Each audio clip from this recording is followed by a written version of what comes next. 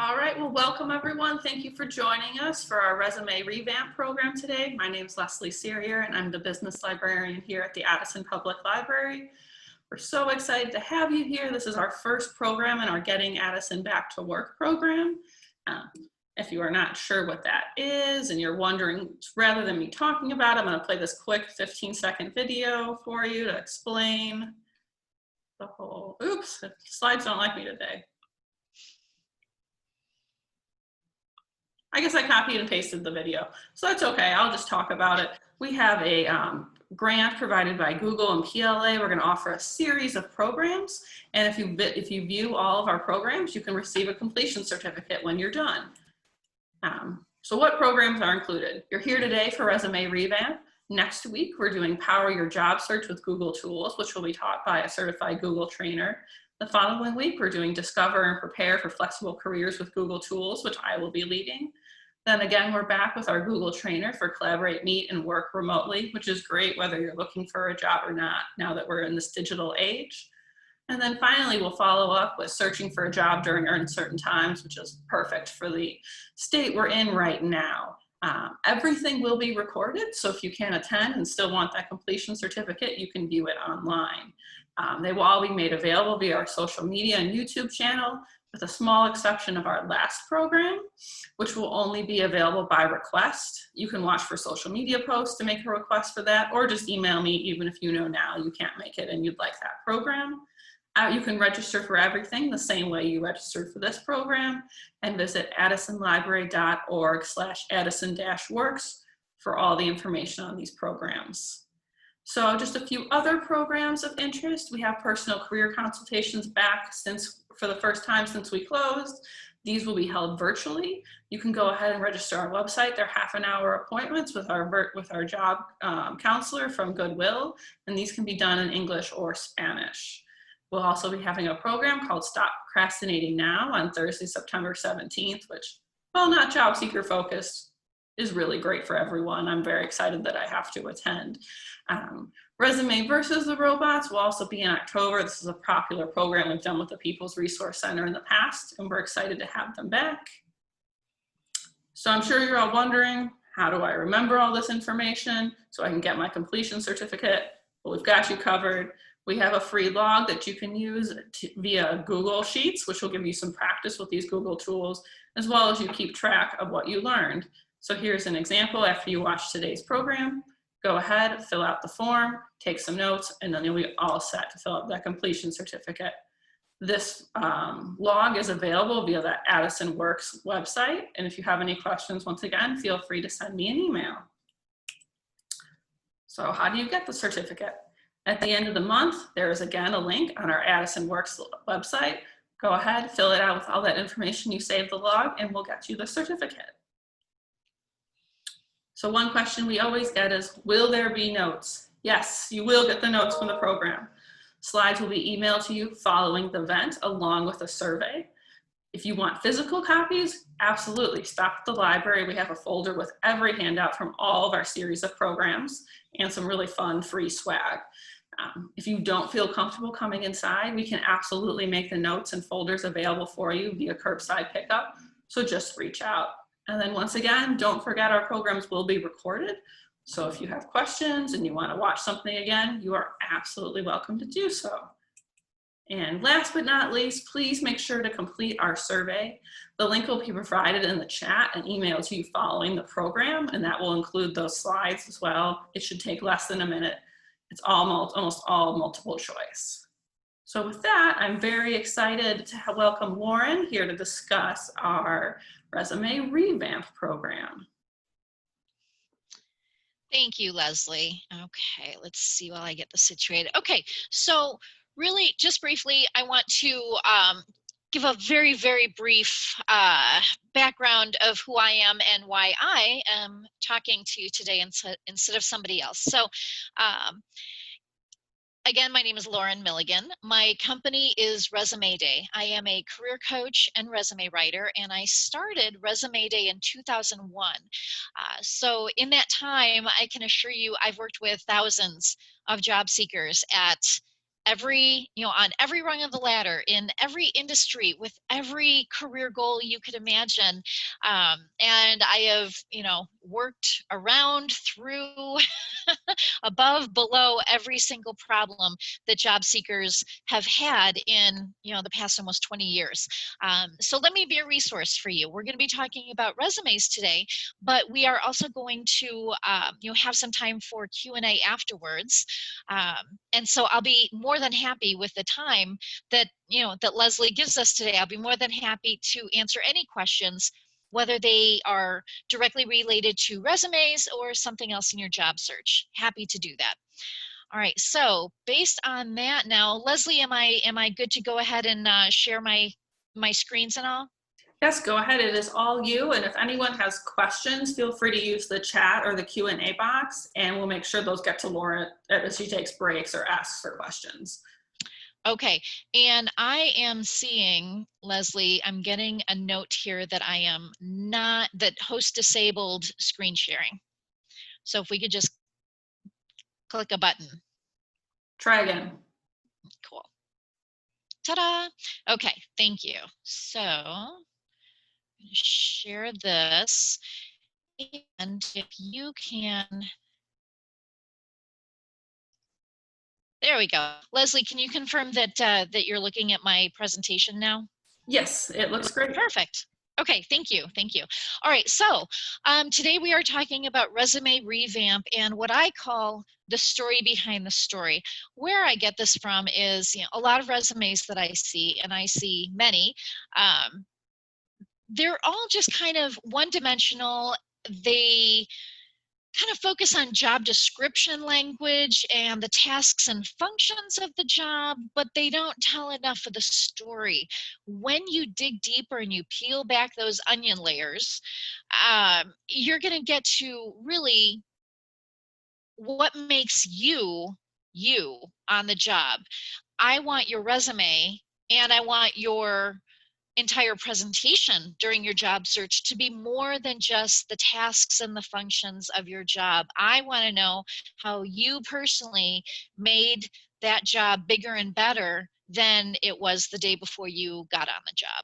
Okay, so that's what we're talking about today, and every single one of the tactics and strategies that I'm going to share with you is going to get to this, because in my mind that really is what a resume should be, not just, let's say an administrative assistant filing, answering phones, greeting visitors, taking memos or whatever. No, for me, that has to be more about how your amazing administrative skills helped the other people in the office, the departments, whatever, run smoothly and efficiently, and then they were able to do this and this with this extra time. And that's the kind of mindset that a lot of the exercises I'm going to talk about today are going to get you in. All right, so let's go ahead and get started. So first of all, let's talk about the resume day philosophy. I have a philosophy, all right, and my philosophy is this: the resume that gets the most face time with the person who reads the resumes most likely is going to get the interview. Okay, and actually I'm going to take it one step further on this one. So I know we're talking about resumes today, but let's follow through with what this means on the interview. So again, the resume that gets the most face time, and by face time, let me explain this. I'm talking about using language that is going to catch the reader's eye, using the right format. So Leslie, kudos for doing the ATS programs down the road, because that's terribly important. If you have a resume that is not ATS compatible, you're not getting any face time with your resume. So all of that is terribly important. So creating that face time, and quite frankly, and I'm just going to say it this way, competitively taking away face time from the other job seekers. That's kind of your job when you're looking for a job, right? So that's what we're talking about today. Now, let's say that your resume gets that face time and you get the interview. Following up, getting as much face time as you can in the interview with smart stories, thinking about what the employer is looking for. What can you learn about the employer to make yourself that much more of a viable candidate? That's what I mean by FaceTime, doing these little things, these little activities, these actions and behaviors that is going to put you ahead of the pack. Okay. And then the last part of my philosophy is with this adorable little guy who probably is now 30. I don't know, but no wimps allowed. What I mean by no wimps allowed is the tools that job seekers use to connect with employers have changed in the past 10 to 15 years faster than they have at really any other point in time when we're talking about connecting with employers. As well, the tools that employers use to connect with job seekers have changed at that exact same pace, faster than what I believe any other time. So technology has really, really boosted, given us new tools, gives us new ways of getting in front of employers. It gives us new ways of finding employers that that otherwise we may not have even known existed previously, right? Well, so no wimps allowed means finding out what those tools are, capitalizing on them, using those tools to, again, get ahead in your job search, get ahead in your career advancement. So that's what I mean by no wimps allowed. I'm not talking about, like, you don't have to go with your fists raised like this little guy, but metaphorically you do. Okay, so that's what I'm talking about here. So let's talk about format first. And just all I'm talking about right now is the layout of your resume, because that's the first thing that people consider when they see your resume, and that's whether they see it a paper version, an actual hard copy, or if you've uploaded into a system and now they're looking at it as an email or in their system, whatever it is. But format is really the first thing that's considered.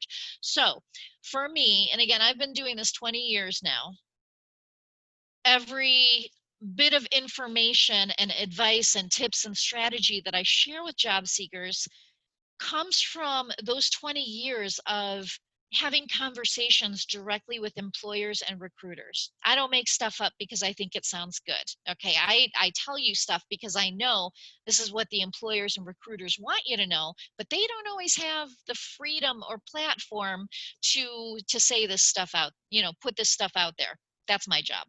So, and I'll be interested to know, because I know we've got a good group here. I'd be interested to know if you want to chime in with a chat, tell me if you have anything besides a chronological. Okay, so there are a couple different formats that you can use for your resume. The first is chronological, which we'll go over.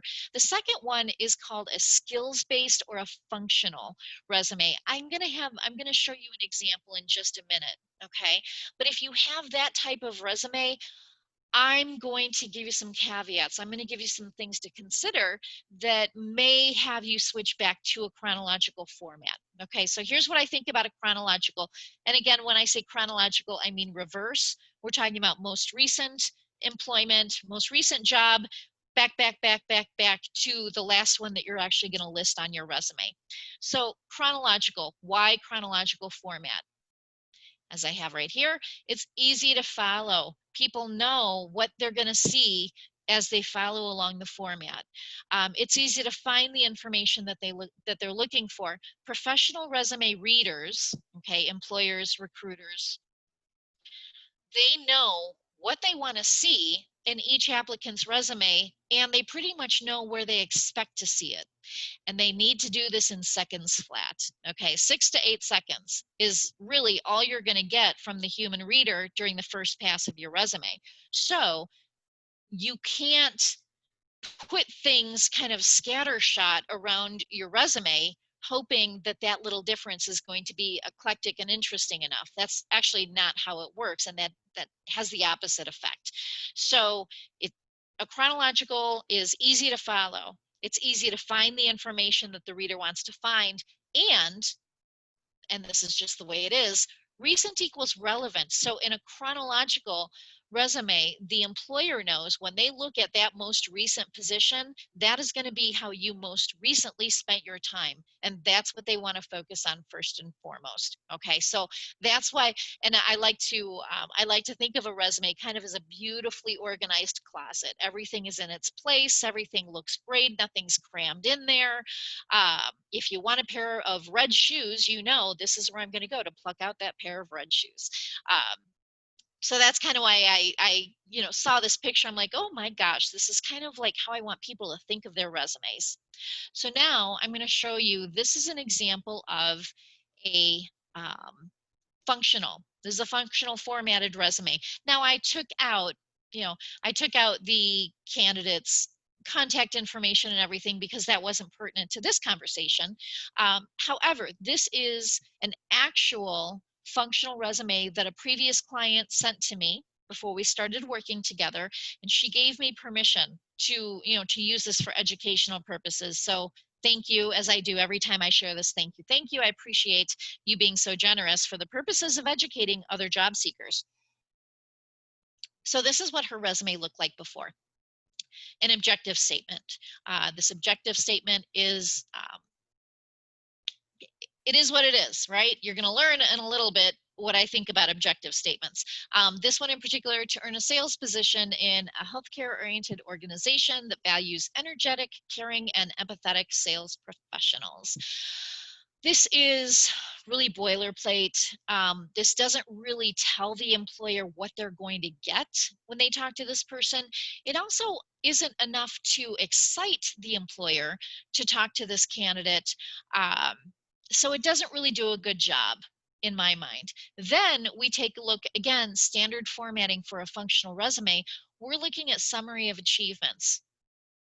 Now I'll go over a couple of these, not every single one of them, but here's what I want to point out. Again, remember, this category is called summary of achievements.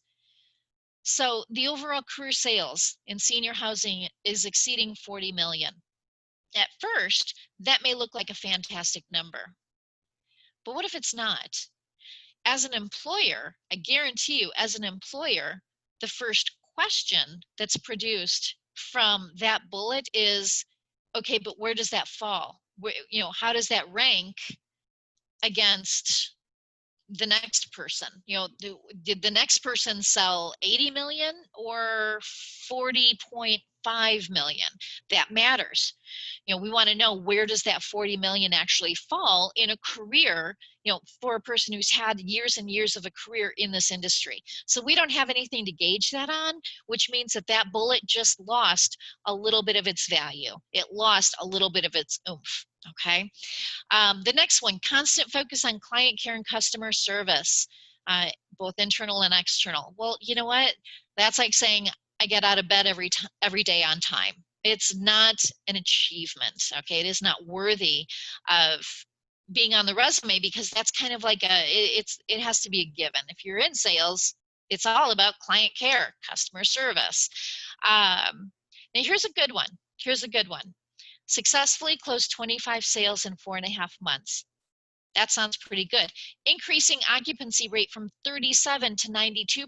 Now that extra bit of data that she put in there really makes that bullet something special and something that employers are going to want to know about, right? But employers like asking questions about this stuff. And the next natural question is, what year did this happen? We have no way of knowing, certainly in this bullet. And as we go down into her work history, you're going to see we don't really have any way of seeing it, of telling what year it happened at all. Okay, so again, that's one way that the value of this bullet is chinked away at a little bit. It's losing value, it's losing its oomph. And that's not what you want your bullets to be doing. You want the opposite effect. All right, so we're gonna skip the rest of those. I hope that you see what we're going for here though, right? Every one of them has to be backed up with something else that takes away those questions instead of raising questions. Now let's take a look at her work history. Sales coordinator, we've got the positions, we've got the name of the company, and then we have the time that she spent on that job. This is stereotypical. This is very standard for a functional format. Now here comes the problem.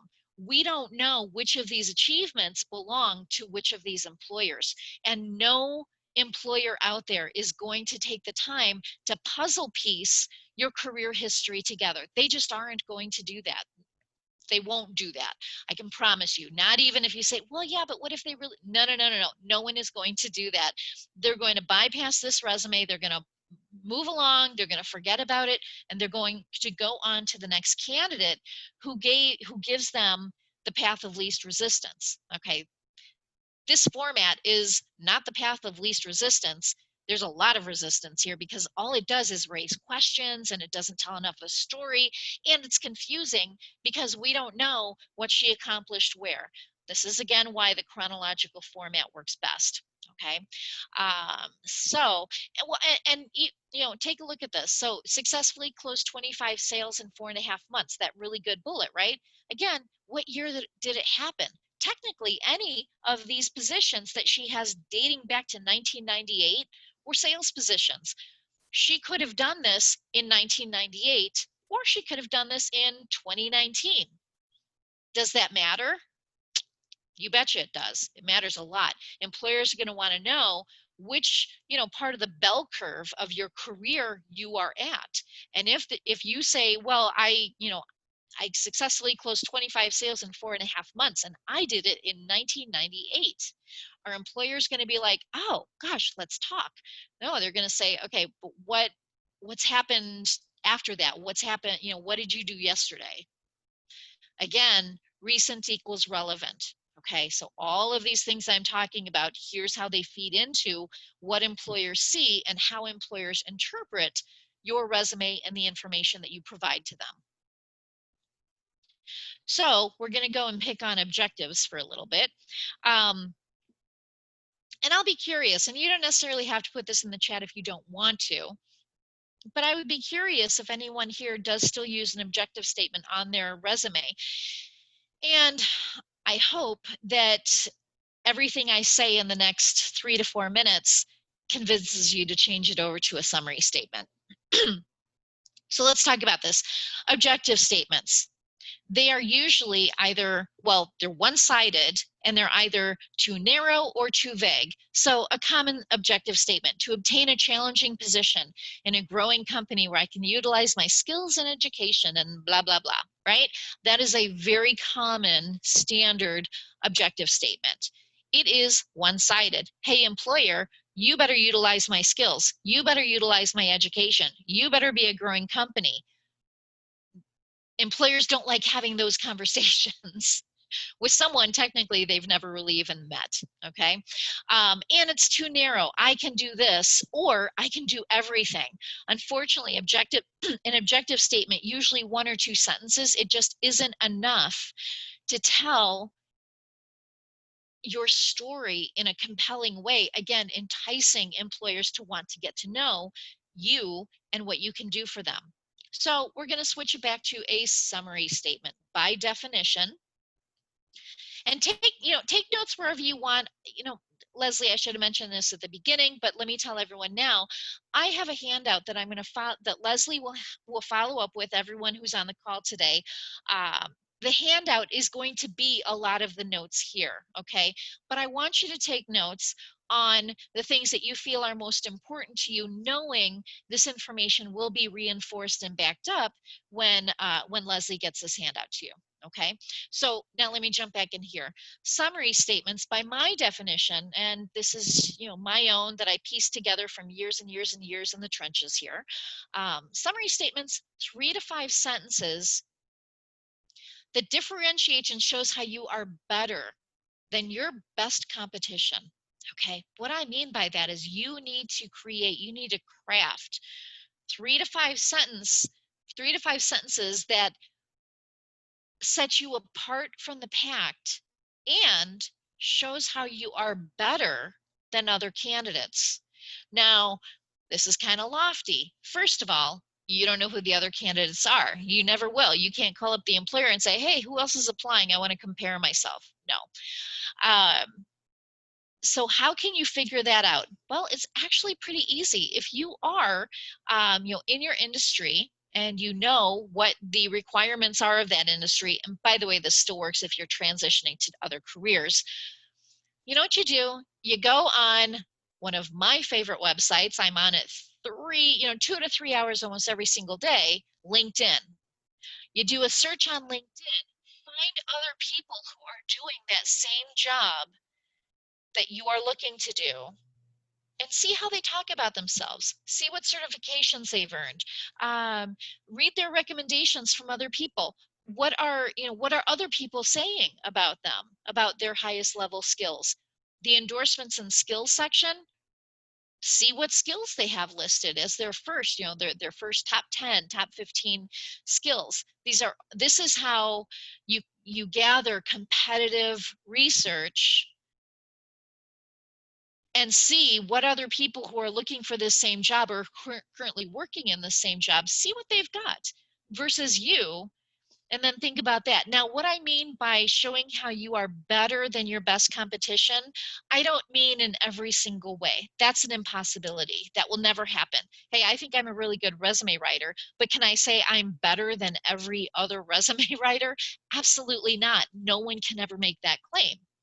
What I can do is pick one thing about my job, about my career that I absolutely love, that I'm great at, and focus on that one thing. So everybody has one thing about their job that they absolutely love, that is their reason to jump out of bed in the morning, right? Focus on that one thing. That becomes part of your story. That becomes part of your brand. Years ago it became very, very popular for brands previously were only meant for companies or products, right? Nike has a brand. I'm looking out around my house to see what brands I have. Pretzels, I don't know. Pretzels have a pretzel company. Lay's potato chips had a brand, right? Well, years ago the shift went to people having brands. It was kind of corporate speak, a little bit of biz buzz, but people now kind of know they have to figure out what their brand is, and that becomes their positioning statement. That one thing that you love to do, that you know you're great at, that is the foundation for your brand. It doesn't have to get any more difficult than that. Okay, but figure out that one thing that becomes part of your core story and your brand. Next, I want to talk a little bit about buzzwords versus keywords. And this is terribly important. Now, as a resume writer, I'll tell you this, keywords to a resume writer is like salt to a chef. I can't do my job without the right keywords. Same thing as you are updating your own resume. Find the keywords first before you do anything in updating your resume, before you decide the format, before you decide that you're going to switch over to a summary rather than objective. Before you do any of that, find the keywords of the position you're going for.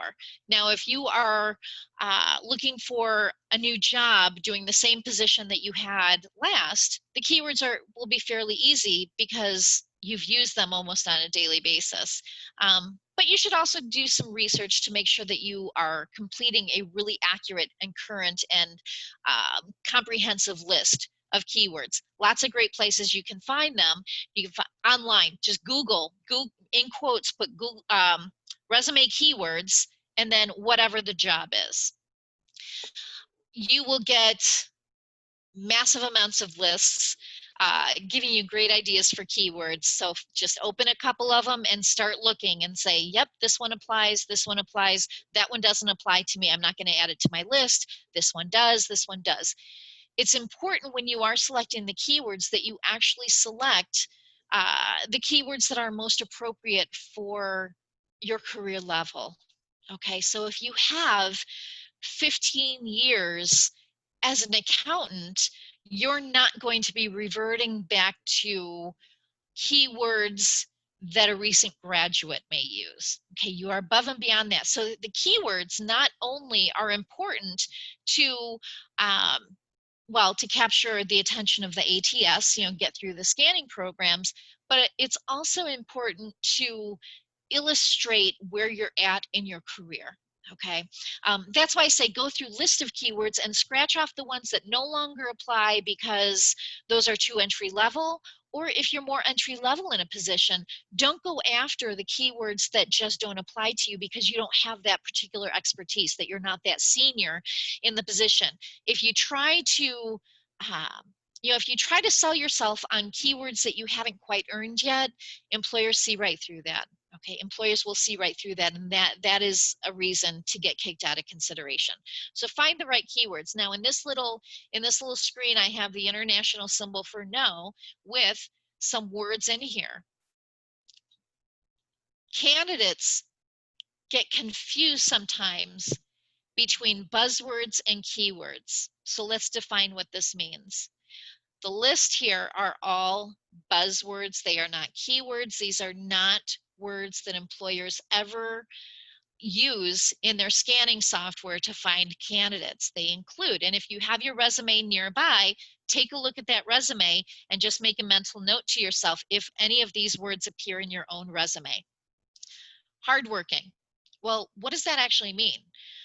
My definition of hardworking can be quite different than Leslie's definition of hardworking.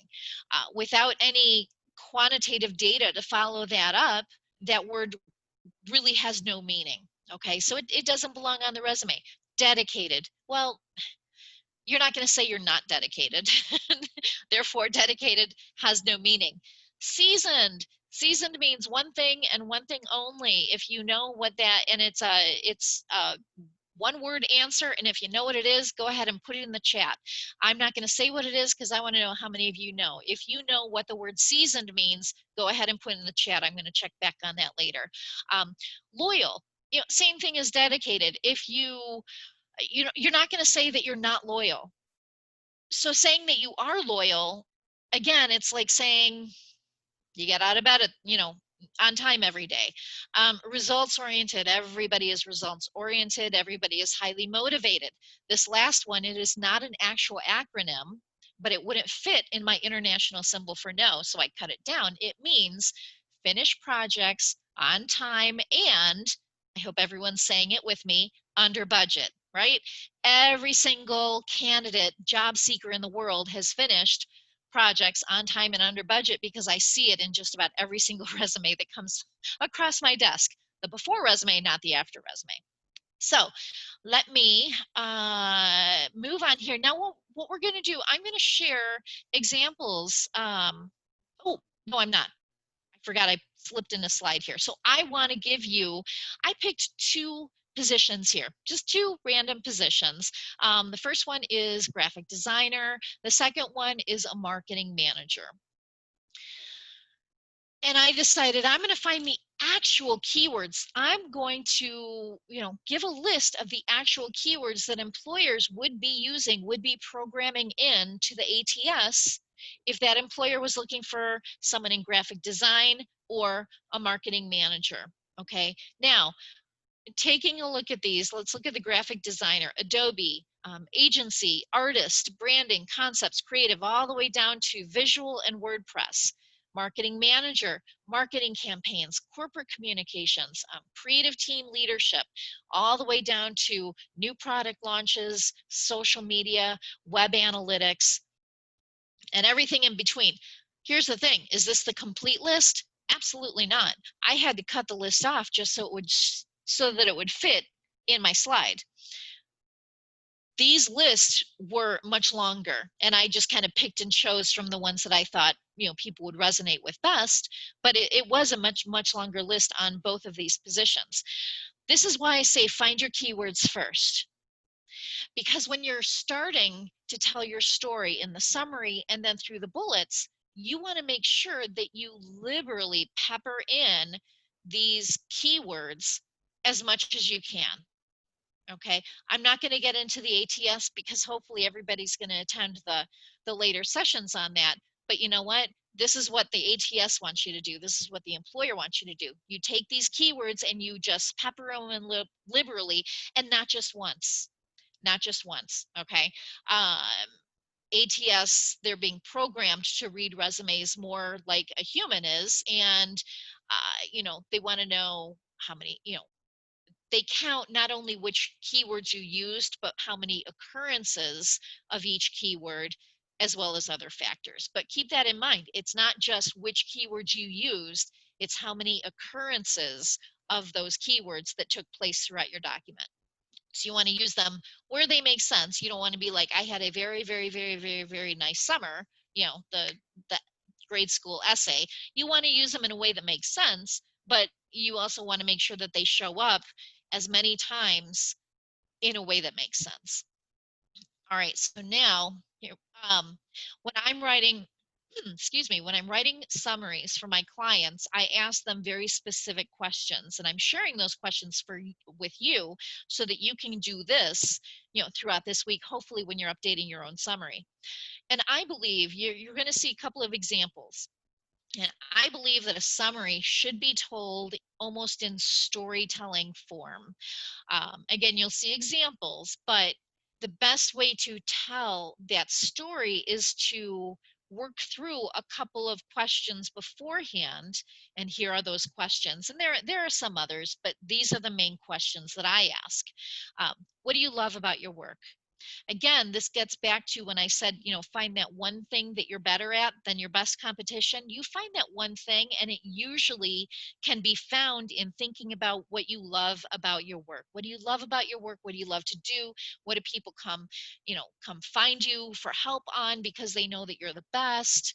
That kind of thing. So what do you love about your work? First of all, define what that is.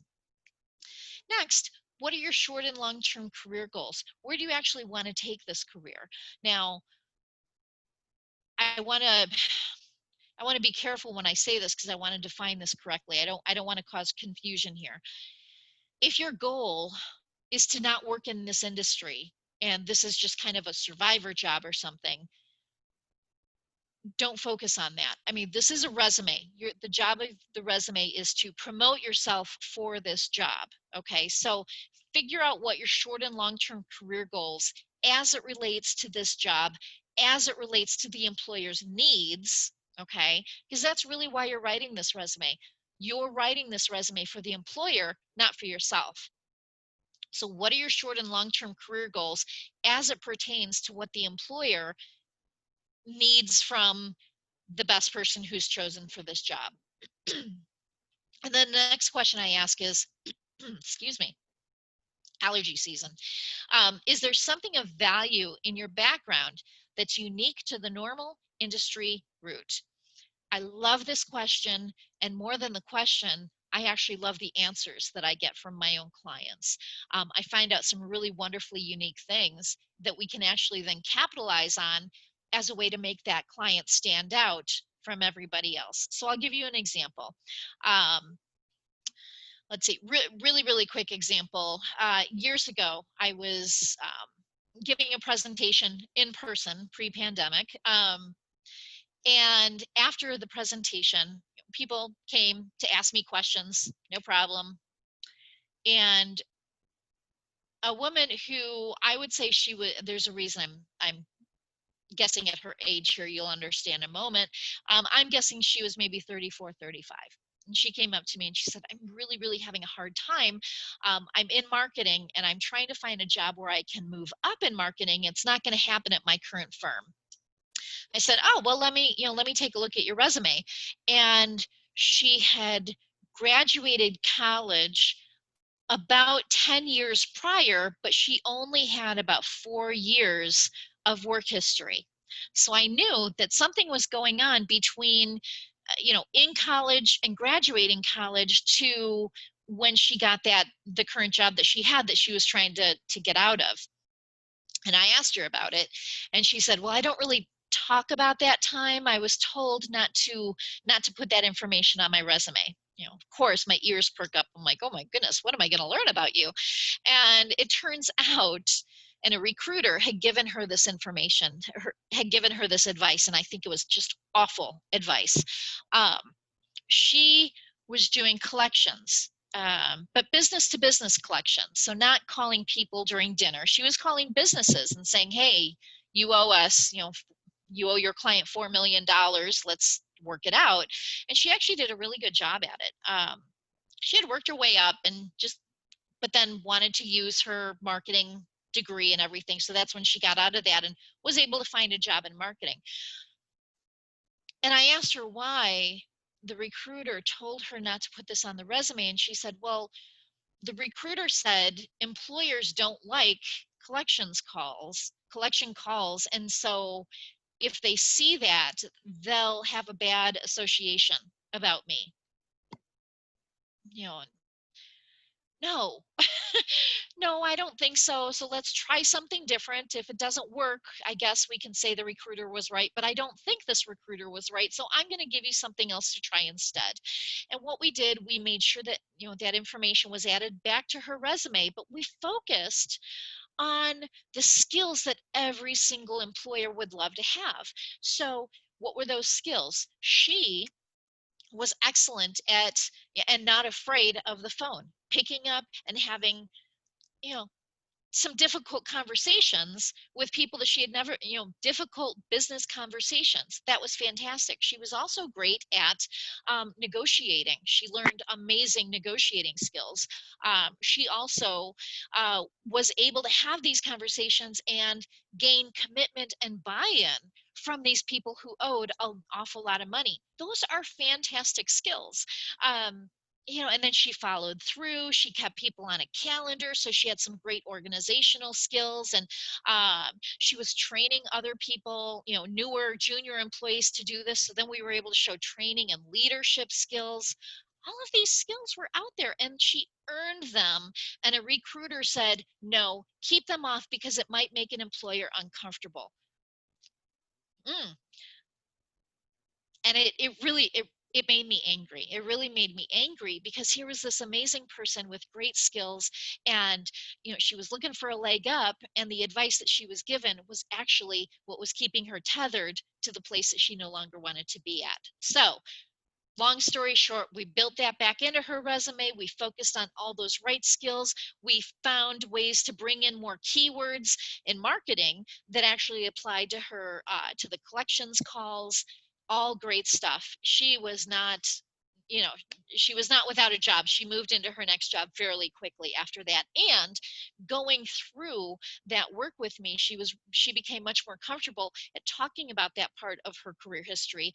Not only just talking about it, but talking about it in a way that, here's why I am an elevated candidate for you to consider. I haven't just been in marketing. I've been in this other industry that gave me these other skills, and where I was exposed to completely different situations that I can then use to the benefit of your company. And it worked. Of course it worked. So that's why I love this question too. Is there something of value in your background that's unique to the normal industry route? So if you have something in your background and a recruiter or maybe a friend or family member said, maybe you should leave that off your resume, I would challenge that. I would challenge that and say, let's see if we can't make it work. Let's see if not only just it fills a gap in the resume, but it could actually add capital and make you a stronger candidate. That would be my first go-to before I ever considered actually leaving something off of a candidate's resume.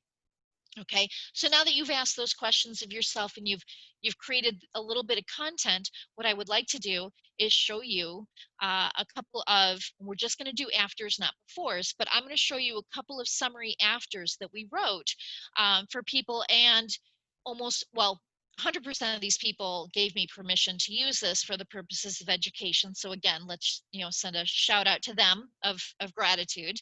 But they all started with either objective statements that were just what I illustrated before: to obtain a challenging position in a growing company where I could utilize my skills in education, or they had a summary that was very boilerplate, highly professional and detailed, let's see, let me start over because I used the word professional in the wrong way. All right, so we'll say, you know, a hardworking, detail-oriented professional with excellent interpersonal communication skills who finishes projects on time and under budget.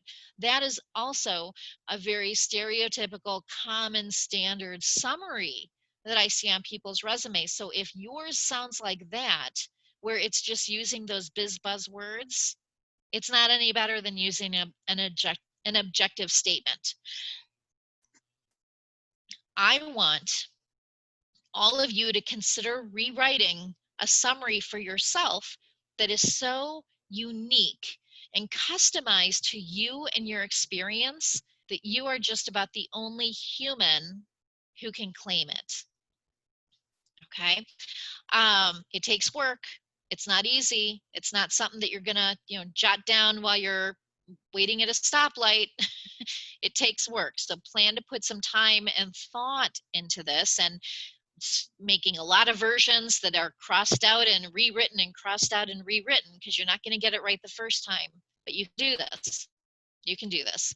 So here's a summary after that we wrote for a client. Let's see, as a marketing communications leader, I'm equally adept at developing and implementing B2C social media and e-marketing campaigns as I am managing advertising, print materials, and trade shows. My sales background, organizational abilities, visual skills, and writing talents all combine to drive winning solutions. Throughout my career, I've worked in entrepreneurial startups to global environments. So this was the summary statement. A couple things here. So first of all, as you can see, I use pronouns. I use pronouns in my summary statement.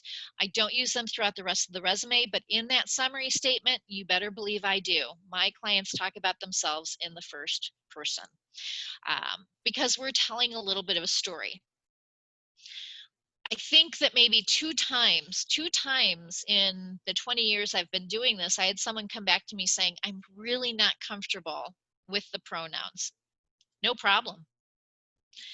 All we have to do is take them out, and we barely have to change around the sentence structure. So it's a very easy fix if you're not comfortable with that. However, most people, when they see their summary statements and see how it presents them to the employer, they really like it. And more often than not, I have my clients coming back saying, the interviewer actually complimented my resume. And when does that happen? Not often. So if you can start off with the interviewer complimenting your resume, you know it's going to be a pretty good interview. So this is one thing that I do that helps separate my clients from the rest of the pack. Now, in addition to pronouns, what else are you seeing here? You are seeing a little bit of storytelling, right? You do not see the words hardworking, detail-oriented, finishing projects on time and under budget. But do you have an idea with this summary that we've written? Do you have a feeling like this candidate is hardworking, is detail-oriented, can finish projects on time and under budget? You know, all those good things. So that's how we use better language to say those things that employers are looking for. And then lastly, what I want to point out is that I've actually used those important keywords that the employers are going to be looking for. I've used them right at the very tippy top of the resume in the summary statement. Okay, so right off the bat, we're pinging on the keywords that are really critical. Critical, necessary, required. So we're hitting them all throughout the resume, and that's starting at the very top. Okay, so let's show a couple others here. Here's one with a real estate broker. I'm not going to read these out loud. I'll just kind of jump around here, but please refer back to the slide yourself and read through, because I don't want to bore anyone by reading. But okay, my experience as a real estate broker, complemented by well-rounded background in management, marketing, and customer service. So there we go. We've got keywords right there. Three things have been consistent: ability to listen and understand others' needs, unique tactics in marketing, and my drive to achieve performance goals. All important, right? Scrolling to the bottom here, I bring focus, energy, and creativity. I love to learn, try new things, and deploy social media. Ooh, wait, I didn't mean to touch my mouse there. So as you see, this one, this is a real estate broker, but this real estate broker has a lot of operations, administration skills, and that's what this person was going for, a management position of a real estate broker. So they weren't looking to be a real estate agent anymore. They were looking to move up and manage a team of real estate agents. That's why we focus so much on the skills that we did, because it shows more management qualities. Even though this person had never been a manager, we're able to show that with his background, he actually was more than qualified to do that. So this was another successful one. All right, this one, I think, let me take a quick look. Okay, oh, that's right, I threw one more in there. So this one is one of my favorites. I absolutely love this summary, and I want you to read this, and then I'm going to ask you a question, and I want everyone to chime in on the chat, and we'll talk about that question in a little bit. So go ahead and read this. I'll give you a couple seconds.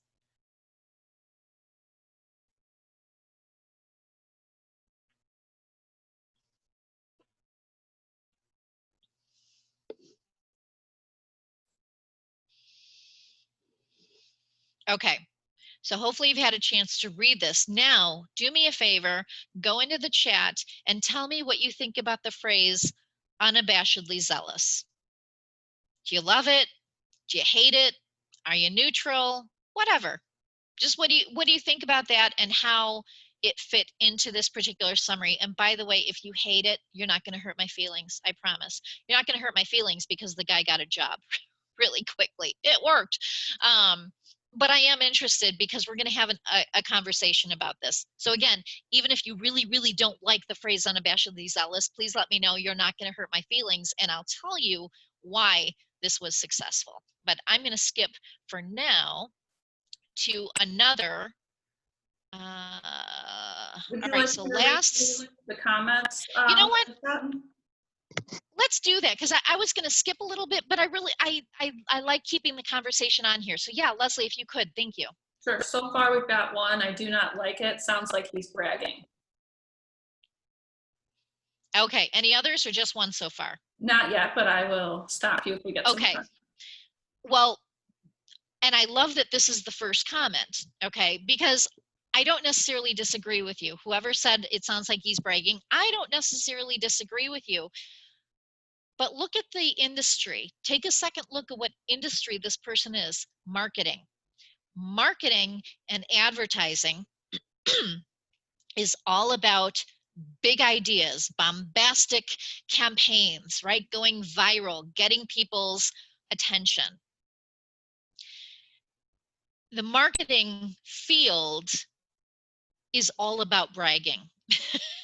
It is all about creating that message that just zooms your product or service to the top and leaves everyone else in the dust, right? So there's that. So for the field, for the industry he was in, it actually worked quite well. Second of all, it's kind of, the way I saw it, it was kind of like a dare. Okay, it was kind of like a dare to the employers who read this. You know, I am unabashedly zealous about creating revenue, and the employer could say, oh, really? Okay, let's see how good this guy thinks he is. Get him in for an interview. Again, marketing industry, it worked. He got plenty of interviews. Third thing I want to tell you is that this guy, now the rest of the resume, believe me, the rest of the resume backed this up. He had won so many awards. I always forget what they are. I want to say Clio Awards, but I'm not sure if I'm right. It's like the Oscar Awards for advertising. I want to say they're Clio. If I'm wrong, I apologize. But he had actually won, he and his teams that he led had won many of them. He worked on national campaigns. He worked on 3 marketing campaigns where I actually sang the little logo song, the commercial song back to him. And he's like, yeah, that was my commercial. So this guy had it all over the place. And the last thing I want to tell you about that phrase, unabashedly zealous, I didn't even come up with it. when I asked my client, what is it that you love about your work? He said, Lauren, I want all my employers to know that I am unabashedly zealous about making them money.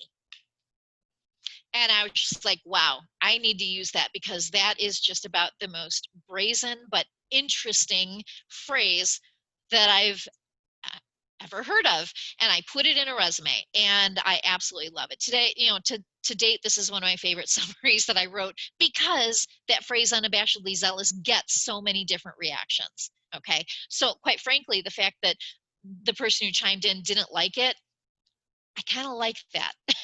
That makes me a little happy, because that means it got in your head and bothered you a little bit, right? And that's marketing. Quite frankly, that's marketing right there. It worked. He was off the market, in minutes flat, and had plenty of offers to pick. I want to say he had something like 5 or 6 offers to pick from. Now, would I use this in every resume? Absolutely not. I am not going to say, I'm a construction worker who is unabashedly zealous about rebar. No, I'm not going to say that. I'm a dental hygienist who is unabashedly zealous about flossing. It's not going to work everywhere. And quite frankly, because he's the one that thought of it, I haven't written it in anyone else's resume ever as respect to him. But again, when you come up with something that works for your industry and is going to be that raspberry seed in the tooth, that just kind of bugs the reader and keeps you in their brain, to me, that's not a bad thing. Okay. Leslie, were there any other comments on that? I thought I saw the chat pop up, but couldn't read it. Just a follow up to that, they said I would have circular filed it based on that comment alone. Not if you're hiring a marketing executive. All right, so let's go on to, I figure, you know what? I'm putting other people's summaries in here. I might as well walk the walk and talk the talk. So this is one of my summaries, and I say one because I have probably 8 or 9 different ones depending on the audience of who's getting my resume. But I even put my own on here, and you can see, again, I am using keywords that are very specific to my industry while telling a story. One of the things, I have a lot of people say, wow, these look really long. Okay, they look really long. Well, forgive me, I think it's probably like a font size 70 so that everyone could actually read these. But count that, as you're going through these, let's count the sentences here. So 1, 2, 3, 4. So my own summary is 4 sentences. Now they're 4 longish. I can pack 20 pounds of information in a 10-pound bag for sure, but they aren't run-on sentences, so they're grammatically fine. They're grammatically acceptable, and they tell a story, but that's only 4 sentences. So, on a regular, 8.5 by 11 piece of paper, it's not taking up the majority of the page at all. It's only taking up a very short amount of space. Yeah, but in my own, you can see I'm telling a story while using the keywords and hopefully enticing people to talk to me and want to learn more about me by the way I've differentiated myself from others in my industry. And that's what it's all about. That's what a good summary is going to do for you. All right, so now let's move on from there. This is one of the things I am going to include on the handout that I'm sending you. I'm gonna give you 2 different starter templates. Okay, the first one is if you are looking for a job that's the same or fairly similar to the job that you last had. And the last one, as you can see, I do something a little different here. This is going to be one if you're actually looking to transition to a different type of role or a different industry. Okay, you want to focus on those highest level, most marketable skills. You want to find the keywords first and then create that story around those keywords. And as I just illustrated with the other examples, fitting those keywords in to the summary so that right at the top of the page, that keyword, the ATS starts pinging off, and you get more points. That's kind of how it works with the ATS. It works on a points or a percentage or whatever, but you're going to rise to the top of the pile if you use this philosophy. All right, so now, I mean, how much time have we spent? And we've only talked about the first 3 to 5 sentences of the resume. Now, here's the good news.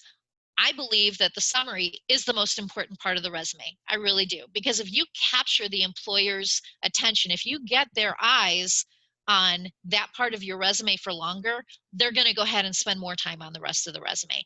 But that doesn't mean that you can slack off on the rest of the bullets. You can't, but this is actually, gosh,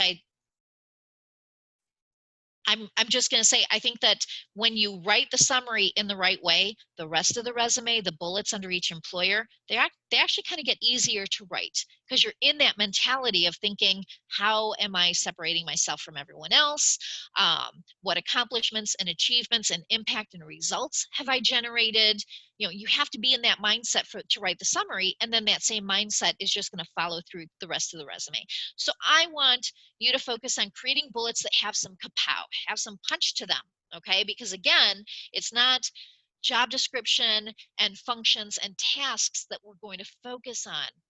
So I've given you a couple of thinking points here in this slide that we'll cover, and in the handout that you will receive, I'll include these as well as a couple others. Okay, now keep in mind these are generic enough to apply to just about anybody, but your own role or your own industry is going to have their own other thinking points for you to consider. So this is not an all-inclusive list by any means, okay?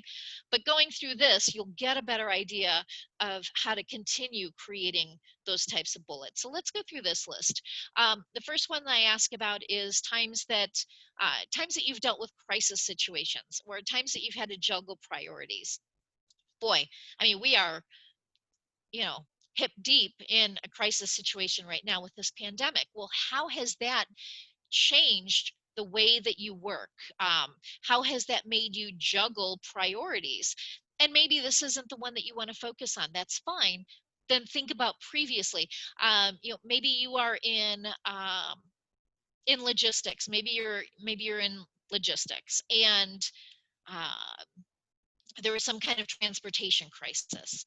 Uh, maybe some of the fleet of trucks needed repairs, and that meant that your shipments out to your clients were massively slowed down. What did you do to shift to make sure that your clients still got their products on time without getting upset and business continued? You maintain business continuity. Tell that story, okay?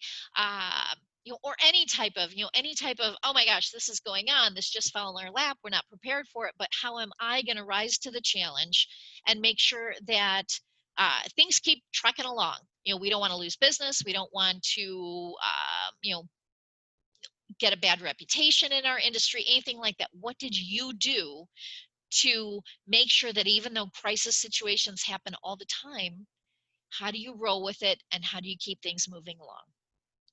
Changing course to deal with changed circumstances, kind of like a crisis situation, but this one could be it doesn't necessarily even have to be a crisis. A changed circumstance could be maybe you work for a company that develops cell phone apps, and your company just happened to create the next greatest app that everybody fell in love with and is downloading onto their phones, and now that changes your role, because instead of having maybe a couple hundred customers, now you've got millions of customers. Well, what does that mean for business? That means that you need more people to maintain the technology, to create marketing, to do everything, right? What was your role in that as the company grew? Whatever it is, whatever those changed circumstances may be.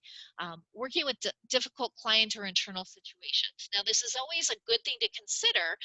This is where you kind of come up with those save the day situations. But in both the resume and in the interview, please keep in mind, you never want to be negative about the people. You focus on the situation, not the people. Once you focus on the people, and it's kind of easier to illustrate this in the interview. If you're ever asked in an interview, how do you deal with difficult clients, or how do you deal with difficult coworkers? Deflect, deflect, deflect. You do not want to say, well, as a matter of fact, my boss is really cranky and she comes in late every Monday morning and, you know, whatever, because guess what? You just became the negative person. Okay. So in the interview, on the resume, any conversations, any career related conversations, focus on the situation that wasn't going the right way, not the people. Okay. Next one, terribly important, cost savings, profit generation. Anytime, I have a little rhyme for this if you want to take this down. Anytime you have created a dollar that did not exist before, or kept a dollar from walking out the door. Those are the things that you want to remember and memorialize and document on your resume, because the language of business is money.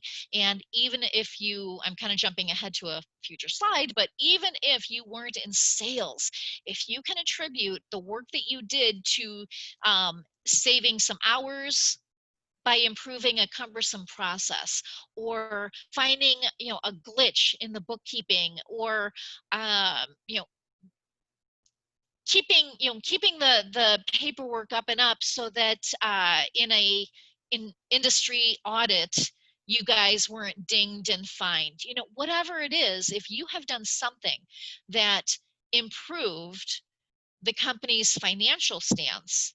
And of course, the easy one is sales. You know, did you make sales? How much? That's an easy one. But again, even if you were not in sales, you could have worked on a project or found something, you know, whatever it is that ended up saving the company time and money. Talk about it. Talk about it, even if it wasn't your even if it was kind of one of those ad hoc things, it wasn't your main job. Seriously, talk about it. It's what the employers and recruiters and interviewers are going to want to talk about in your interview. Improving a company's competitive stance, whatever it is. So like I said, this is not an all-inclusive list, but as you work through these and you do this, and I'm going to share an exercise with you in just a moment of how you can do this, you'll see it gets easier and easier. Not only does it get easier, you're also going to think of many other things that apply to you specifically that just weren't on my list. Okay, and that's when you know that you're doing a good job. So, what is the most recognized symbol on earth, even in non-English speaking countries? And I'm going to skip ahead. Usually, you know, if we were doing a more open forum, I'd have you guess, but I'm going to skip ahead. So here's what I'll tell you what it's not. It is not, believe it or not, the cross. It is not the Nike swoosh. It's not the apple. What are some of the other guesses that I get an awful We lot? do have Smiley face. Oh, sure. it's the dollar sign. Super smarty. Okay, yes, exactly. Dollar sign. So even in non-English speaking countries, even countries that don't use the dollar per se, they've got a different type of currency, they still recognize the dollar sign. Again, it's the language of business. So anytime you can sneak numbers, and sneak sounds a little shifty, anytime you can actually out loud and boldly put numbers in your resume, you want to do so. There you go. Even employees who are not traditionally profit producing can still bring dollars into their resume. And it's not, I'm going to give you another reason too. It's not just because money is the language of business. There's a biological, a scientific reason why this works in your favor as well. So it's been proven that in a document, in a page full of text, letters, alphabet, it has been proven that the eye wants to go to the unusual first. Okay, it's also why in a painting people see the white print before they see other colors. But the eye wants to go to the unusual. And it's just the way, you know, our brains are computers, and that's one of the things that they're just kind of programmed to do. So if you have numbers and dollar signs, so numbers and symbols, that's going to jump out to the reader. I love putting numbers peppered throughout. So there's going to be a lot of different points of interest on that resume visually as well as the actual words that are there. This also works with percentages. However, in the world of resumes, dollars are more effective than percentages. However, if you're working with a smaller company, that might mean that your numbers are smaller, in which case you may also want to quantify that with percentages. Okay, so I usually, when I have a client who just knows, well, I increased revenue by 50%, my first question is going to be, okay, what did that mean in dollars? And if, let's say that I had a sales person with resume day. Well, my annual sales are going to be laughably smaller than a salesperson who works for Motorola. Okay. So with this, that could mean that percentages are actually going to make the dollars that much more impressive. Year over year sales increased by 75%, or whatever it was. But just in normal, as a normal benchmark, dollars have more impact on a resume than percentages do, but the dollars can be bolstered, I think, with a percentage sign. Okay, so please just keep that in mind. Now, here's an exercise that I'm going to give to you that's going to turn your job description and task-based bullets into accomplishments, results, impact. All right. You're going to go through your resume. Read every single bullet. So start with the first bullet, read it, and then ask yourself, what were the results of this work? Write that down. And sometimes you have to think a little bit. Sometimes you're just going to have to think a little bit and really, oh, well, okay, yeah, I guess it was this. If you think and think and think, hopefully you're going to come up with a good result. And then after that, you want to ask yourself, and why was this work important? Why was this work important to the company, to the industry, to the community, whatever it is, but why was this work important? Come up with those two things. Now, if you do this with every single bullet on your resume, you're going to come up with a lot of accomplishments and achievements that you just didn't have before. Fantastic. That's exactly what you're hoping to accomplish. There may be some bullets, though, that no matter how hard you try to bend it to your will, you're just not going to come up with an accomplishment. That usually happens if that bullet is just nothing more than a job description. And those bullets don't really belong on your resume anyway. Okay, so if you can't make an accomplishment out of it, really question yourself. And this is where you can get a little judicial as far as paring down your resume so that you don't have, a 3 or 4 page resume. You're going to start by looking at those that just have no accomplishments or results that can be attached to them and say, does this really actually belong on my resume in the first place? Maybe not. Now, this is especially true if you are looking for the same type of job that you had most recently, because guess what? I'll pick on administrative assistants again, because everyone has an idea of what an administrative assistant does.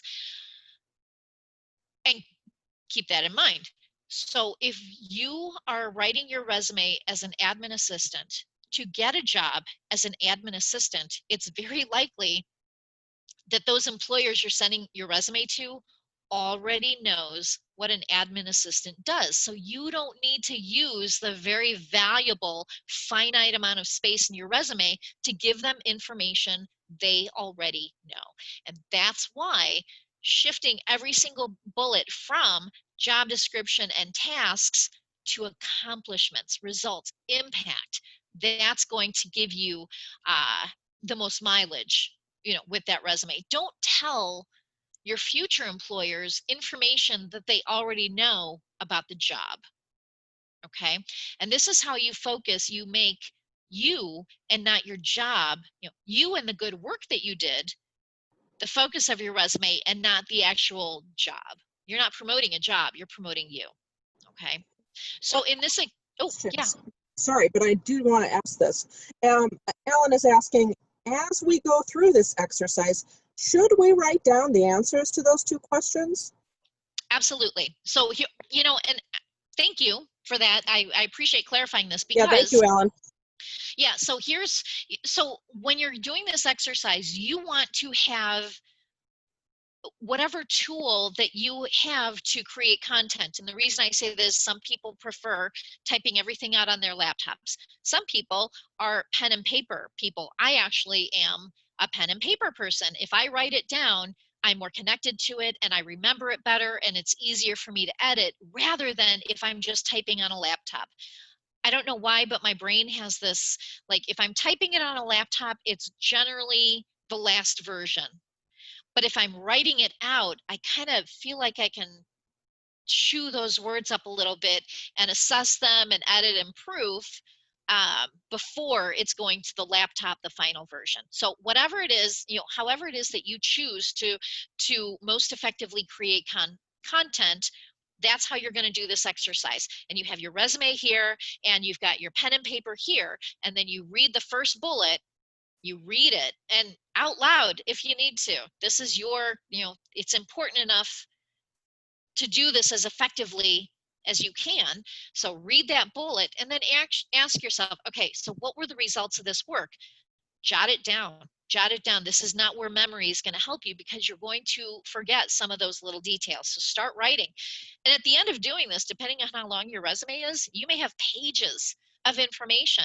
That's not a bad thing. It's better to have more information than less, because then you get to pick and choose. Then you get to pick and choose and start editing and assessing and vetting each one and saying which one really deserves to be on the final version of my resume. Which of these stories that I've picked, I want to pick 10 or 15 good stories that truly illustrate my highest level, most marketable skills that are going to be the primary skills that my next employer is seeking. Okay, so that's how you do that. So thank you. I love that question. And then the cool thing is, after you have all this new content that you created and that you've gone through and actually said these are going to be in my resume, let's say you've got some left over. What do you do with those? Those are going to go on your LinkedIn profile. So you're actually able to use those, or you're just going to remember those stories and use them as interview answers. It's great to answer interview questions with additional stories that didn't make it to your resume. Okay, so you're still going to get mileage out of those additional accomplishments and results that you charted down, even if they're not making it to the resume. So all great ways to continuously create content that is going to help you in your search. Okay, so in this example here, we're looking at, here's a bullet that I took directly from one of my clients before resumes. And this gentleman was a purchasing manager, okay, for, well, a large entity for actually a school district. So there were a lot of different schools involved. I want to say there's something like 10 different schools in the school district of, elementary, middle, high school. But here's a perfect example.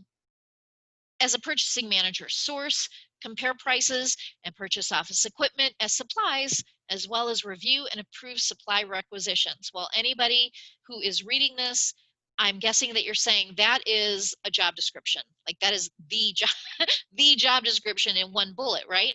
So what I did to break this down, what questions come to mind? So think about this yourself as a marketing manager. Source, compare prices, and purchase office equipment and supplies. Okay, so what does that mean? What was the annual budget? Was there any contract negotiation or contract renegotiation? Did this person negotiate for better prices or better service terms? How much money then was saved? This last part, there's a little clue in here about some other bullets we were able to create. Approving supply requisitions. Well, why was that important? In this particular situation, again, it was for a school district. I want to say, if memory serves, I think there were 10 different locations. And it was a mess. It was a mess before he was actually hired to clean up this process. So they had multiple vendors, and some of these vendors were selling the school district the exact same stuff, but at different prices. So there was no cohesion. There was no consistency in pricing. When a school would run low on, I don't know, let's say cleaning supplies, the school would call the admin office, and the admin office would order cleaning supplies and have it sent to that school. And then the next day, another school could be low on cleaning supplies. Call up the company, send them cleaning supplies. So there was no supply requisition that kept everything orderly. You know, the ordering process was cumbersome. Inventory, no one had any idea of, you know, how much inventory was available, where it might have been, or anything. So he came in and created all of those consistent, easy to follow systems. Everything was automated on the computer. So admin, you know, people in the admin office can look and see, okay, so you're low on cleaning supplies. We've got some, we're going to have them shipped later this afternoon.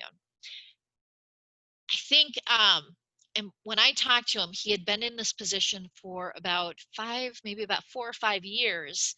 And one of the things I challenged him to do, you know, go back over the budgets and see in those years, how much money did you save the school district?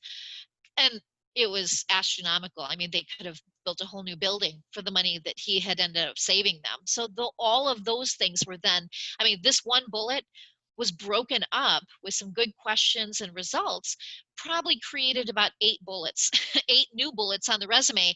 All of them were accomplishment, were results driven, had dollar signs or you know, or percentages in them, and it just from this one bullet we created a really phenomenal career history of these 5 years. So that's that. I know that this can be done, and I know it works. I know it works. So that's my challenge to you over this, you know, over this week.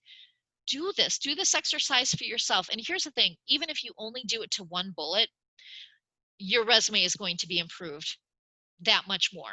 Okay, that's my promise to you. That is my promise to you, because I've been doing this for enough years to know that this works. And here's the cool thing: every once in a while, I'll get someone say, "Well, yeah, but my job really wasn't results based. I didn't really, you know, measure things out like that."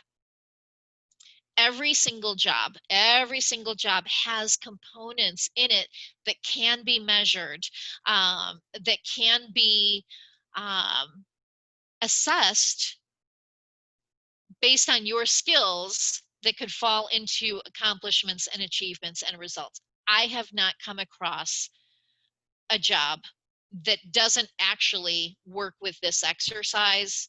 And again, I can just say I've probably written about, there's maybe like 5% of jobs out there that I haven't written a resume for. And I'm not bragging, I'm just saying I know this works. If you get in the right mindset, I promise you this can apply to you. Okay, you just have to keep thinking. You just have to keep asking yourself some questions and keep digging a little bit. And again, this is how we get to the story behind the story, by pulling off those layers. Okay, but this will work. This will work for you. You know, if we have time, I don't know, we wrap up at a little before noon, is that right? Yes, that's correct. Okay, so what we may do, if we have time amongst everyone else's questions, if anyone has a bullet from their resume that we kind of want to do a workshop on and have, you know, people chiming in here, we certainly can do that. I would love to. I would absolutely love to, if time, and if anyone wants to offer a portion of their resume for that. So here is some general housekeeping for your, you know, to consider for your resume. Again, use keywords throughout the resume. I do this myself, and I have, you know, five resume writers who work for me, and what I tell all of them, my rule is consistent. Find your keywords first. You know, this is the advice or rule that I'm giving to professional resume writers who work for me. You know, before you do anything, you find the keywords first. And the reason, as you're writing your resume and you want to keep all those keywords in mind, you'll have a better idea of where they fit in. Now, let's say that you wrote your resume and then said, oh, right, wait, Lauren told me to go find keywords. Then you go find keywords, and then you're trying to kind of shove them into the resume where they may or may not fit because those bullets weren't specifically designed to accommodate those keywords. That's why I say find the keywords first and make sure that the bullets and the content that you're writing not only supports those keywords, but is supported by those keywords, okay? Now this next one, and I know this is not an ATS program, but I just wanna say this one because it's so critical. So you're gonna hear, this is most likely gonna be redundant in the ATS one, but no boxes. No boxes in your resume. An ATS program cannot penetrate a box, a programmed box in Word. So what's a box? Let's talk about that really quickly. Text box. So if you have a text box on your resume that has some call out information, that's a box. ATS cannot get through those programmed barriers. A table. A table is a box, and this is really important because most of the resumes I see out there, if there's a summary, right under that, there will be, people put a list of core competencies, and these are actually the keywords that the resume robots are looking for. Unfortunately, that candidate wants those keywords to be all nicely lined up and evenly spaced and everything, so they'll create a table and put those keywords in the table. Even if you make the grid lines invisible, even if you format so that the grid lines are not showing on your paper, it's the programming, it's the back-end programming that you have to be worried about. And in a table, that ATS, most likely it acts like a fortress, like a force field. So that the ATS most likely will not be able to get in there and give you credit for those keywords, which is really ironic because you're creating that keyword table so that they will be seen as separately, they will get more attention, and unfortunately it's having the exact opposite result. So a table is a box, a text box is a box. I'm trying to think if there are any others before this one. I think that might be it. But the other type of box that I see on people's resume is a page border. So if you have a page border on your resume, I know it looks very elegant. Sometimes you can use the little shading one so it looks a little dimensional and oh, it looks so nice and elegant and streamlined. Well, guess what? That is one big force field that the ATS will not be able to get through. So if you are using a page border on your resume and you're not getting the results that you want when you're sending your resume in, it could be the fact that you've got a page border, okay? Which is nice because it's a very simple fix. What's not nice is that job seekers aren't taught this information enough, okay? So so good for you guys for being on this call and learning this information. No boxes. I was a recruiter for a number of years before I started Resume Day, and don't know if they still say this or not, but there was a common phrase among recruiters because we would all share candidates. We would all, if I had a bunch of candidates and someone needed an accountant and they didn't have any accountant candidates, I could look through mine and say, oh yeah, here's a couple accountants. And a lot of times a recruiter, when they were giving candidates to another recruiter, they would say, but this one's not worth the flip. Okay, not worth the flip. Awful. But here's what it means. Don't even bother reading the second page because the first page isn't that great. Okay, so it's recruiter speak. What this means is you have to put all of your best, most recent and relevant and top information, the best parts of your career history, make it hit the first page. Write your resume as if no one is going to even look at your second page. Now, I know that's a little difficult for older workers who have a lengthier history. It just means you need, do a lot of editing. I'm not saying that you have to have a one-page resume. I write two-page resumes all the time, but I do it knowing that the first page is where all interview decisions, whether or not that recruiter is going to interview, comes from the first page, not the second. So the second can have the education, certifications. Those are going to be found anyway. If those are required, they're going to be found, okay? But this is also why I do not, when I'm writing a resume, contact information at the top, summary statement, no more than 5 sentences, and career history. That's it. I do not put the core competencies, you know, a list of keywords. I do not put selected achievements. I don't put all of those extra categories and sections. All those do is push lower and lower, lower your actual career history, which is what the employers want to see first. I don't put a list of keywords because I'm peppering them throughout the resume. I know that my resumes are going to get plenty of hits with the ATS. It doesn't matter where those keywords are. Now, I know people will say, well, yeah, but for the human reader, they're going to want to see those first. You know what? If you get a really high score on the ATS, that interviewer knows, or you know, the reader of the resume knows those keywords are already in there. So you don't have to try to force them to look where you want them to look once your resume has passed through the ATS. Okay, so that's why I don't use those extra sections, because I know how resumes are read, and those extra sections, they do nothing but kind of muddy up the process. Okay, so contact information, summary statement, career history.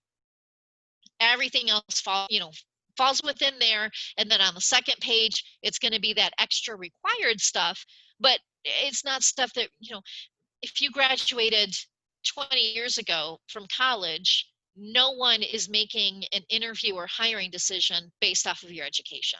Okay, so again, all those critical decisions are made on the first page, which is why it's important that you don't litter that first page with other things that just push your more critical information down and down and down to the second page. Margins and fonts, you know, it's just really important that you have a good use of black and white space. As far as, well, okay, as far as margins go, generally, I think most Word documents are programmed to do like 1 inch, and then 1 inch on top and bottom, right? So I extend those a little bit generally. And by the way, I zero out the headers and footers. I don't use headers and footers. That's another ATS thing. So I zero out my headers and footers, and then I generally make the top maybe a 0.6. And the bottom I'm going to change to about 0.4. Without a footer, that there's still plenty of room for that to fit at a 0.4.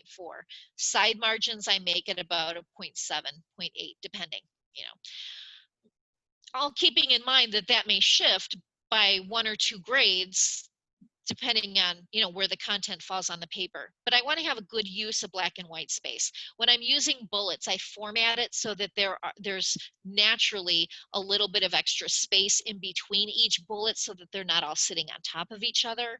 And as far as fonts, the font that I choose, you want to make sure that you choose a font that is normally accepted in every single computer. So you don't want to go to a font store. Now I love, when I'm doing special projects, I love going to font stores and finding a really cool, unique font. That's good for special projects. For your resume, you never want to use a font that came from a font store, because it's very likely that another computer or an ATS program will not be able to recognize the font at all, which means you could get completely kicked out from the system. So Calibri, Arial, Verdana, Times New Roman, those are all fine because every computer out there can recognize those fonts. As far as size, I generally choose somewhere between 10 and 11. I personally, I love 10 and a half, but I'm going to let my client know, because if my client does any updating of their resume, they may not think that the font I used was a half. So if you ever use a half, just make sure it's consistent throughout. Except for the category titles and the contact information, I'm never going to use above 11. That's just, it looks kind of, you know, a size 12 font in with any font is going to look a little silly. And then best paper. Now, obviously, just about the only time that you're going to use paper is when you actually are coming in for an interview. You want to have plenty of hard copies to pass out in case there are multiple interviewers. If that's the case, or I should say when that's the case, you want to make sure, go buy a ream of laser paper, not standard copy paper. I don't know if I've got any within arm's reach. I don't think I do. But if you hold up a piece of paper to the light and you can see clearly through it, that's copy paper. Generally, that's 24-pound paper, and it's too thin. It's too flimsy. Laser paper, generally, that's 28-pound. If you hold it up, you're not going to see the lights directly through. It's just good. It's a, bright white and just a good piece of paper to use. And so that's what I like for paper. Again, you're going to be handing it out, and it makes a much nicer impression rather than copy paper. Okay, so those are the little housekeeping tips I have for your resume. We do have some questions. I think it's I was going to referring- say, that's, yeah, here's my contact information. Here's my little dog Gemma, who's somewhere around here. So I'm going to keep it on this one, but yes, I do want to answer everyone's questions. So Leslie, just let me have them in any order. Sure. I think this was referring to your no boxes rule, and it says, what about headers and footers, and also about columns? Okay, so columns are fine because it's not fully enclosed. Columns are absolutely fine. Headers and footers, every single time I start a resume, I zero them out. A lot of ATS can't get through. They're not going to see headers and footers, so you really don't want to put your contact information in there. But again, I just zero them out, and every inch of that paper for me is going to be the body of the document, not a header or footer. Does anyone else have any questions for Lauren while we wrap up? Feel free to put them in the chat or the Q&A box. Yes, so, go ahead. Yeah, let me just point out one thing. So I've seen kind of a trend, and I don't know if there's a career expert or something on the news or whatever, but I'm starting to see more resumes come across my desk, or the candidate has left off their zip code. Now I know what they're trying to accomplish when they do this. I just don't know why I'm seeing it more and more. Like I said, I'm not sure if someone said to do this or whatever, but here's the thing. Do not leave your zip code off of your resume, because a lot of times with ATS, what employers can do is put in their zip code and then a radius. So if they want someone who's going to have no more than, say, a 50-mile drive, to me that's horribly long since I've worked from home for 20 years. But they may say, we only want candidates within a 50-mile radius of this zip code, or 25, or whatever it is. But a lot of times a zip code is actually part of the ATS that they're looking for. So if you leave your zip code off, you may not make it through the ATS program. Okay, but you do not have to put your street address. You only need city, state, zip, no street address, but you do need zip. That was actually my question, so I'm glad you answered that about the now house number. So we got another question. If I used a pre-created font, how can I remove the boxes from the template? If you use do you mean like okay, I have to ask a question. Do you mean like a resume template? Yes. Okay, all right. Don't use those. Just don't use them. I've never seen a resume template that I think is so impressive that I would choose to use it over a standard chronological. And a lot of times, like you said, well, there could be something that's that's already built into that template that isn't going to work for ATS. Microsoft Word, you can get a lot of templates, resume templates off of Microsoft Word. All of them are awful. All of them require the person using them to do things that either don't put their information in the right place or is not ATS compatible. I know, gosh, I don't know if I'm kind of dating myself here, but the earliest versions of the Microsoft resume templates, they had like a watermark of a globe on it. Here's the thing, if you're using a template, professional resume readers, again, employers and recruiters, they can see that resume template from a mile away, and what you're telling that employer is that you put the least amount of work into your resume's appearance. So don't use a template. I've even seen, I don't know, I don't want to steer off base too far, but there's a site out there called JobScan. And they recently and they are all about ATS, and they put out some resume templates, and I'm looking at them like, these would not pass an ATS. I don't know why they released them. There's a lot of bad information out there that is just going to, bite you in the butt. So I do not use templates. I never have used templates, and I do not recommend that you do either. If you want just a good reverse chronological format, you can find one online, do a search, and then look up images and just take a look at what one is and style your resume that way. It's not difficult. You don't have to know in depth. You don't have to be an advanced Word user or anything like that. But just look up a simple chronological. For the ATS, simple formatting is better. And I know everyone wants to make it a little nice and eclectic and editorial for the human reader. Don't worry about that. Don't worry about that. So templates, I don't use them. I don't like them. I don't recommend them. Okay, thank you. And so if you need like something super simple, super chronological, one of the library databases has that. It's called Career Transitions. And it pretty much just takes out the formatting issue, and you can type all your stuff in the boxes and it'll export to Word. So if you're worried about that, any of us are happy to show you how to use it. It's not very fancy, but it gets it all in there. It's ATS friendly. So just a plug for that one. I'm loving this. Leslie, seriously, I absolutely love that you guys have that resource for people. We got a couple more questions. One is, no photograph on the resume generally correct, except maybe one you hand out at the interview? No photograph ever. Here's the weird juxtaposition. No photograph on your resume. As a matter of fact, companies that have really good HR infrastructures, they will not even be able to read one word. Like, by their own policies, they will not even be able to read one word on your resume, never mind consider you. If you send a photograph, what you're saying is, really what you're saying is you're trying to manipulate the reader by your appearance instead of your skills. And companies know that if the EEOC came in, equal employment,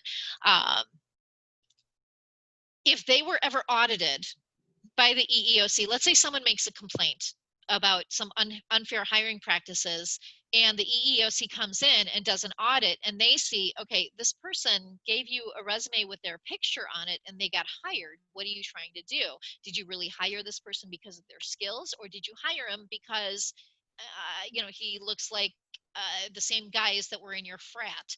Something, it could just blow up in so many different ways. No picture ever.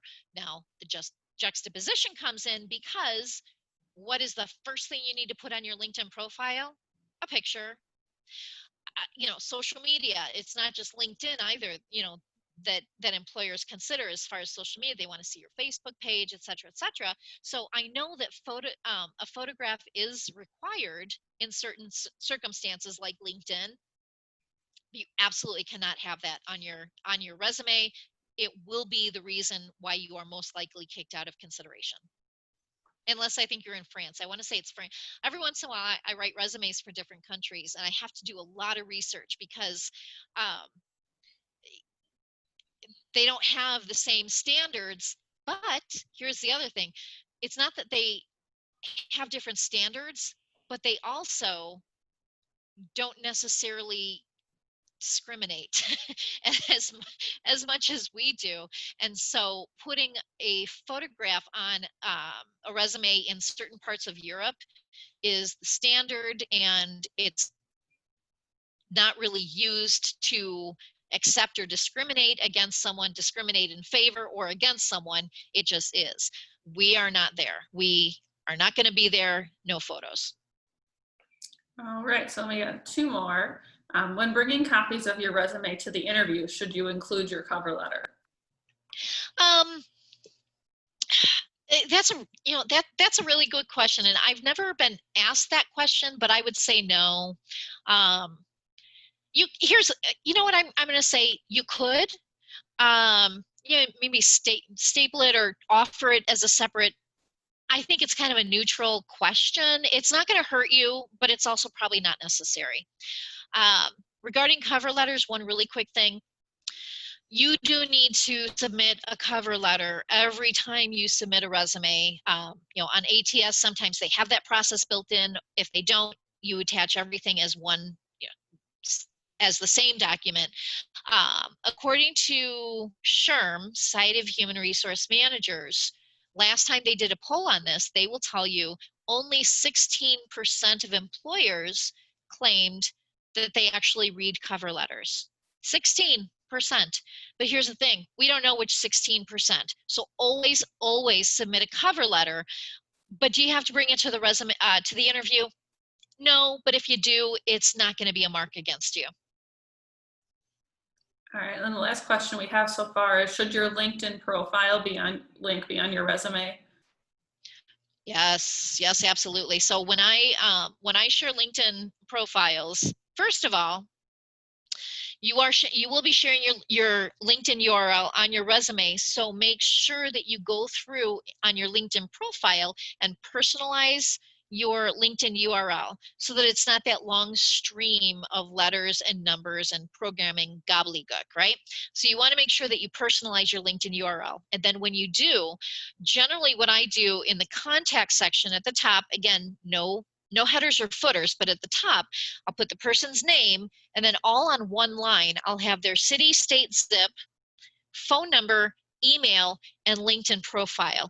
And what I do, maybe I wonder if I can do this. I'm going to flip over to a Word document if I can. I hope I'm not opening anything sensitive. No, I'm not. All right, good. So I'm going to show you how caps on. So